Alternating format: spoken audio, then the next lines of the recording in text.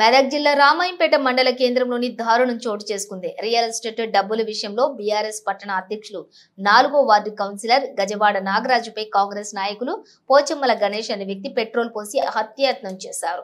పోచమ్మల గణేష్ అనే వ్యక్తి బెజవాడ నాగరాజుకు 18 లక్షల రూపాయలు ఇవ్వాల్సి ఉండగా డబ్బులు ఇవ్వాలని అడగడంతో పంచాయతీ నిర్వహించారు. ఫిబ్రవరిలోనే డబ్బులు ఇస్తానని అంగీకరించిన పోచమ్మల గణేష్ ఇప్పటికీ డబ్బులు ఇవ్వకపోవడంతో పెద్ద మనుషుల దృష్టికి తీసుకుని వెళ్లారు. ఈ విషయమై రాత్రి పోచమ్మ గణేష్ నాగరాజుకు ఫోన్ చేసి బూతులు తిట్టడంతో ఈ రోజు ఉదయం డబ్బుల విషయమై దేవాలయం వద్ద మాట్లాడుకుందామని బెజవాడ నాగరాజుతో పాటు కొందరు పెద్ద మనుషులు కూడా పోచమ్మల గణేష్ ను పిలువగా పెట్రోల్ డబ్బాతో వచ్చిన గణేష్ అక్కడ ఉన్నటువంటి 5గురిపై పెట్రోల్ పోసి నిప్పు పెట్టే లోపు పక్కనే ఉన్నవారు అడ్డుకోవడంతో పెను ప్రమాదం అయితే తప్పింది. కంట్లో పెట్రోల్ పడటంతో 4 అస్వస్థతకు గురయ్యారు. వీరిని ప్రభుత్వ ఆసుపత్రికి తరలించి చికిత్స అందిస్తున్నారు. బాధితులు ఇచ్చిన ఫిర్యాదు మేరకు రామాయంపేట పోలీసులు పోచమ్మల గణేష్ పై హత్యాయత్నం కేసు నమోదు చేశారు.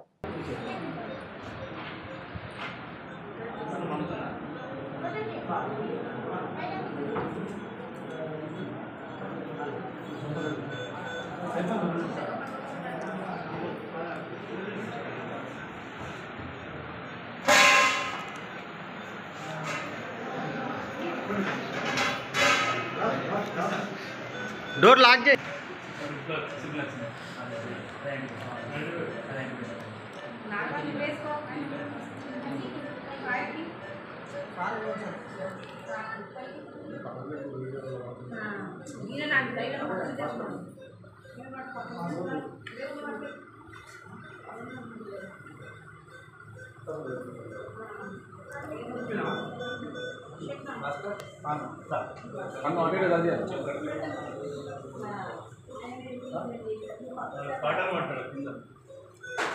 కాటన్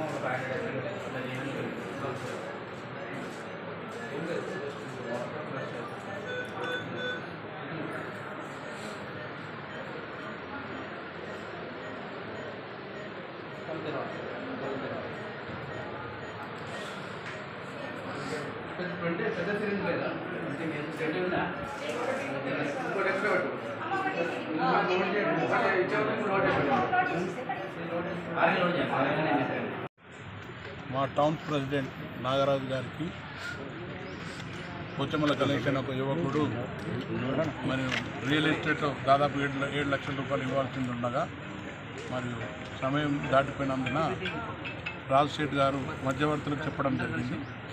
మధ్యవర్తులు నాకు చెప్తావా అనే ఉద్దేశంతో నిన్నటి రోజు పోచమ్మల గణేష్ అనే వ్యక్తి మరియు ఆఫీస్కి వచ్చి షేడ్ గురించి కబురు చేశాడు. షేడ్ అందుబాటులో లేడు.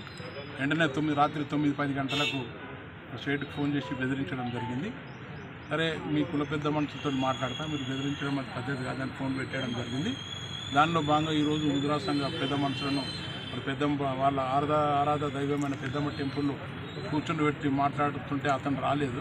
రాకుంటే మన దేవుని నరసింహుడు అనే వ్యక్తి మరియు చిల్కా గంగాధర్ అనే కౌన్సిలర్స్ ఇద్దరు ఫోన్ చేసి పిలిపియగా ఆయన పెట్రోల్ తీసుకొని వచ్చి సడన్గా మరి ఆయన మీద చంపే ప్రయత్నం చేసి చల్లడం జరిగింది. ఇది చాలా విడ్డూరం. సామాన్య ప్రజలు ఈ రకంగా రేపు రాబోయే రోజుల్లో రామాయంపేట పరిస్థితి గమనించాలి. ఇలాంటి చర్యలు మేము తీవ్రంగా ఖండిస్తున్నాం. మరి ఏ విధంగా ఏం చేసి అతని వెనుక ఎవరున్నారో మరి పోలీసు అధికారులు కూడా వెంటనే మరి చర్యలు తీసుకోవాలి. మరి కోతన ఆయన వ్యక్తిగతంగా చేసిన పైన ఆయన ఎంబడ ఎవరైనా ఉండి ఈ విధంగా చేపిస్తారా? మరి పోలీసులు సమగ్ర విచారణ జరిపి మరి శిక్షలను కఠినంగా శిక్షించాలని కోరుతున్నాం. డబ్బులు అనేటి అప్పులు ఇవ్వడం చేయడము సమంజసమే. బాకీ అడిగినంత మాత్రాన ఈ రకమైన చర్యలు పాల్గొనడం మేము తీవ్రంగా ఖండిస్తున్నాం. రాబోయే రోజుల్లో ఇటువంటి సమస్యలు ఎదుర్కొంటే మేము కూడా తీవ్రంగా ఎదుర్కొంటామని సందర్భంగా తెలియపరుస్తున్నాం. సిఐ గారు కానీ ఎస్పీ గారు కానీ ఆయన మీద కఠిన చర్యలు తీసుకోవాలి. ఎంతోమంది యువకులు ఆయనకు మద్దతున్నా మేము శాంతియుతంగా ఉండాలన్న ఉద్దేశంతో మరి ఫీజును మెయింటైన్ చేస్తున్నాం. తప్పకుండా ఇలాంటి చర్యలు రాబోయే రోజుల్లో జరిగితే పరిస్థితి చాలా తీవ్రంగా ఉంటుందని సందర్భంగా తెలియపరుస్తున్నాం. ఈరోజు రామాయంపేట పట్టణంలో రామాయంపేట మున్సిపాలిటీలో గజవాడ నాగరాజు అనే బీఆర్ఎస్ పార్టీ అధ్యక్షుడు ప్లస్ కౌన్సిలర్పై ఒక కాంగ్రెస్ పార్టీ నాయకుడు దాడి చేయడం హేయమైన చర్య. ఇవాళ పరిస్థితి రామాయంపేట పట్టణంలో పీస్ఫుల్ గా ఉన్న రామాయంపేట పట్టణం ఇవాళ కాంగ్రెస్ పార్టీ అధికారంలోకి వచ్చిన తర్వాత కాంగ్రెస్ పార్టీ నాయకులు ఇవాళ రామాయంపేట అరాచకాలు చేసుకుంటూ రామాయంపేట పట్టణంలో ఒక భయభ్రాంతులకు గురి చేస్తా ఉన్నారు. ఒక వైశ్య కుటుంబానికి చెందిన వ్యక్తి ప్రజాప్రతినిధికి ఇవాళ రక్షణ లేకుండా పోయింది రామాయంపేట పట్టణంలో.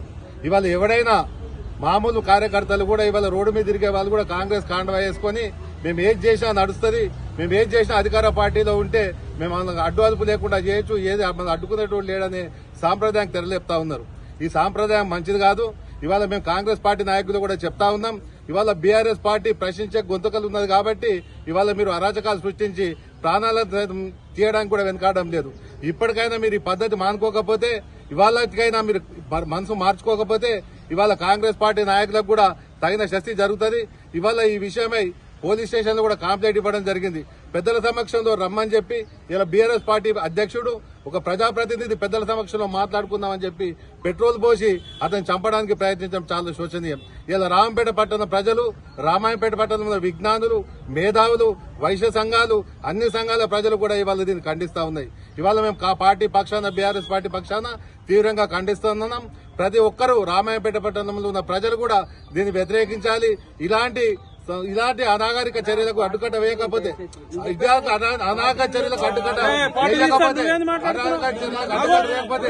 రాబోయే రోజులలో రోడ్ల మీద ఎదిగే పరిస్థితి ఉంటుంది.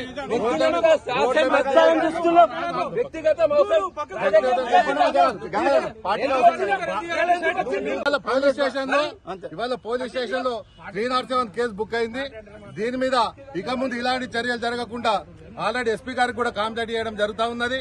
మా బీఆర్ఎస్ పార్టీ నాయకులు కూడా హైకమాండ్ తో, ఐజీ గారితో కూడా మాట్లాడడం జరిగింది. ఇప్పుడు నేను కూడా ఎస్పీ గారి దగ్గరకు పోతా ఉన్నాం. ఇప్పుడే సీఐ గారితో కూడా మాట్లాడినాం. ఆల్రెడీ 307 పెట్టినాం. 307 తప్పకుండా రిమైండ్ చేస్తామని చెప్తా ఉన్నారు. ఇవాళ పోలీసులు కూడా నిష్పక్షపాతంగా దీని కేసును దర్యాప్తు చేసి ఇవాళ అంతకునికి శిక్ష పడకపోతే ఇవాళ ఏదైతే ఈ దాడికి పాల్పడడం వాళ్ళకి శిక్ష పడినట్టయితే రాబోయే రోజులలో రామాయంపేట పట్టణం పీస్ఫుల్ గా ఉంటుందని చెప్పి తెలియజేసుకుంటూ ఇవాళ రామాయంపేట పట్టణ ప్రజలందరూ కూడా దీన్ని ముక్తకంఠంతో ఖండిస్తున్నారని చెప్పి తెలియజేసుకుంటాం. మా టౌన్ ప్రెసిడెంట్ నాగరాజు గారికి పోచమ్మల గణేష్ అనే ఒక యువకుడు మరియు రియల్ ఎస్టేట్లో దాదాపు 7 లక్షల రూపాయలు ఇవ్వాల్సింది ఉండగా మరియు సమయం దాటిపోయినందున రాజశేఖర్ గారు మధ్యవర్తులకు చెప్పడం జరిగింది. మధ్యవర్తులు నాకు చెప్తావా అనే ఉద్దేశంతో నిన్నటి రోజు పోచమ్మల గణేష్ అనే వ్యక్తి మరియు ఆఫీస్కి వచ్చి షేడ్ గురించి కబురు చేశాడు. షేడ్ అందుబాటులో లేడు. వెంటనే రాత్రి 9-10 గంటలకు షేడ్కి ఫోన్ చేసి బెదిరించడం జరిగింది. సరే మీ కుల పెద్ద మనుషులతో మాట్లాడతా, మీరు బెదిరించడం అది పద్ధతి కాదని ఫోన్ పెట్టడం జరిగింది. దానిలో భాగంగా ఈరోజు ముద్రా సంఘ పెద్ద మనుషులను వాళ్ళ ఆరాధ దైవమైన పెద్దమ్మ టెంపుల్లో కూర్చుని పెట్టి మాట్లాడుతుంటే అతను రాలేదు. రాకుంటే మన దేవుడు నరసింహుడు అనే వ్యక్తి మరియు చెల్కా గంగాధర్ అనే కౌన్సిలర్స్ ఇద్దరు ఫోన్ చేసి పిలిపియగా ఆయన పెట్రోల్ తీసుకుని వచ్చి సడన్గా మరి ఆయన మీద చంపే ప్రయత్నం చేసి చల్లడం జరిగింది. ఇది చాలా విడ్డూరం. సామాన్య ప్రజలు ఈ రకంగా రేపు రాబోయే రోజుల్లో రామాయంపేట పరిస్థితి గమనించాలి. ఇలాంటి చర్యలు మేము తీవ్రంగా ఖండిస్తున్నాం. మరి ఏ విధంగా ఏం చేసి అతని వెనుక ఎవరున్నారో మరి పోలీసు అధికారులు కూడా వెంటనే మరి చర్యలు తీసుకోవాలి. మరి కోతన ఆయన వ్యక్తిగతంగా చేసిన పైన ఆయన వెంబడి ఎవరైనా ఉండి ఈ విధంగా చేపిస్తారా? మరి పోలీసులు సమగ్ర విచారణ జరిపి మరి శిక్షలను కఠినంగా శిక్షించాలని కోరుతున్నాం. డబ్బులు అనేటి అప్పులు ఇవ్వడం చేయడము సమంజసమే. బాకీ అడిగినంత మాత్రాన ఈ రకమైన చర్యలు పాల్పడడం మేము తీవ్రంగా ఖండిస్తున్నాం. రాబోయే రోజుల్లో ఇటువంటి సమస్యలు ఎదుర్కొంటే మేము కూడా తీవ్రంగా ఎదుర్కొంటామని సందర్భంగా తెలియపరుస్తున్నాం. సిఐ గారు కానీ ఎస్పీ గారు కానీ ఆయన మీద కఠిన చర్యలు తీసుకోవాలి. ఎంతోమంది యువకులు ఆయనకు మద్దతున్నా మేము శాంతియుతంగా ఉండాలన్న ఉద్దేశంతో మరి ఫీజును మెయింటైన్ చేస్తున్నాం. తప్పకుండా ఇలాంటి చర్యలు రాబోయే రోజుల్లో జరిగితే పరిస్థితి చాలా తీవ్రంగా ఉంటుందని సందర్భంగా తెలియపరుస్తున్నాం.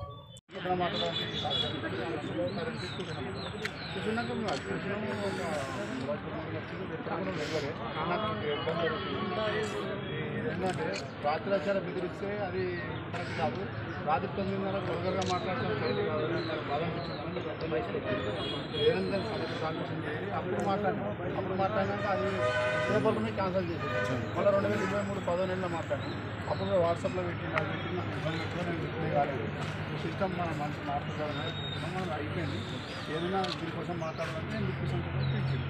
ఇతర ఫస్ట్ దేవుడు మాట్లాడి మాట్లాడి ఇద్దరు కొంచెం సిద్ధంగా మాట్లాడి వచ్చిన చెప్పి మీరు వచ్చుకోను అనేది ఆయన తప్పకుండా ఆయన అడుగుతుంది మీరు తప్పకుండా మీరు అడుగుతారు ఎందుకు ఇబ్బంది టెంటెన్కి అయితే టెంట్ కాబట్టి వస్తున్నా అని చెప్పి మేము అందరం అడుగుతున్నాం షార్ట్కుని ఎందుకని వచ్చి బడ్జెట్ పెట్టడం కొట్టు బడ్జెట్ రేషన్ పెయింట్ డబ్బు ఉంటుంది కొట్టు కూడా ఇంతనే అది రాలేదు మాట్లాడలేదు కొట్టిడు అగిపెట్టు తీస్తుండు పక్కపడి ఆయన డ్రింకాటు